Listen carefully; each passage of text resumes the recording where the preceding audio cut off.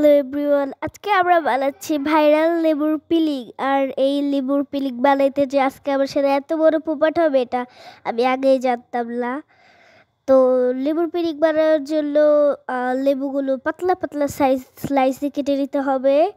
আর আজকে আমি অনেক বড় একটা পোপাট করছি, প্লিজ তোমরা কেউ এই ভুলটা কইরো না। আসলে আমি ম্যাগি মশলা দিছিলাম পুরা প্যাকেট ছেলে ফেলছি, এর জন্য খাইতে কিন্তু একবারে বিশ্রী হয়েছিল। এই তো আসলে আমি তো ইবলে দিলে এই ধার দেয় পুরোটা দিছি। তোমরা কেউ হাসাহাসি করো না, কুকু উইথ সামিরা। না আমি তো রান্নার ভালোভাবে বুঝি না। এটা তো প্রমাণ হয়ে গেল যে আমি রান্না করলে কেমন হবে, কারণ এখানে আমি ধান্দায় পুরা প্যাকেটের মশলাটাই দিয়ে ফেলছি।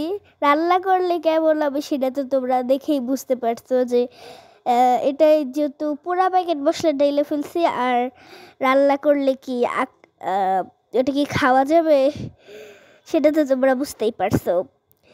যাই হোক, আমি এক্সট্রা করে মশলা দিলাই, ম্যাগি মশলার মধ্যে সব মশলা আছে, বাট এতগুলা মশলা দিছি দেখে মনে হইতেছিল কম হয়েছে, বাট খেয়ে জানলাম কি যে জীবনের সব থেকে বিশ্রী খাবার ছিল এটা।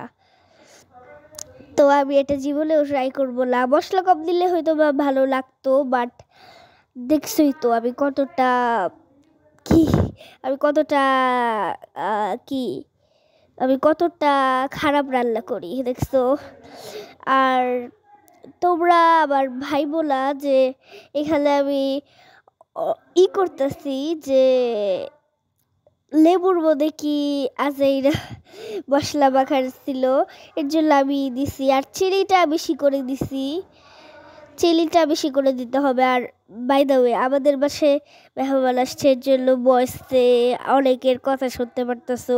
মেহমান আসলে আমার মাথা উল্টা পাল্টা হয়ে যায়, তখন আমি অসময়ে বয়স দেওয়া শুরু করি।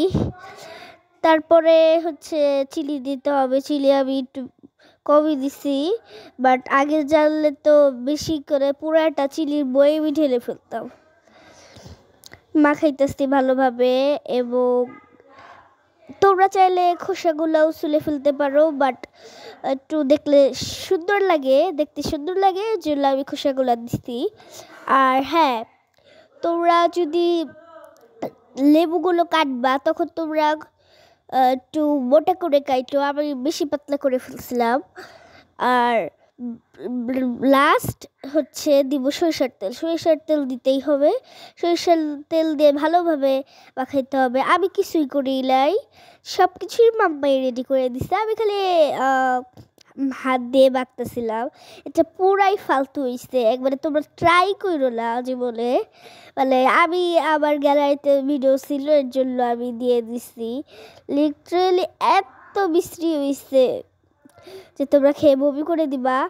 আমার মনে হয় ভালো লাগতো যদি মশলাটা একটু কম দিতাম, বাট দেখছি তো আমি রান্না করলে কেমন রান্না করব। আবার শীতের দিলে হাত দিয়ে খাইতে ভালো লাগে না, এর জন্য আমি চামচ দিয়ে খাইতেছি। সবাই তো চামচ দিয়ে খায়, এটা কি আমি হাত দিয়ে খাবো নাকি?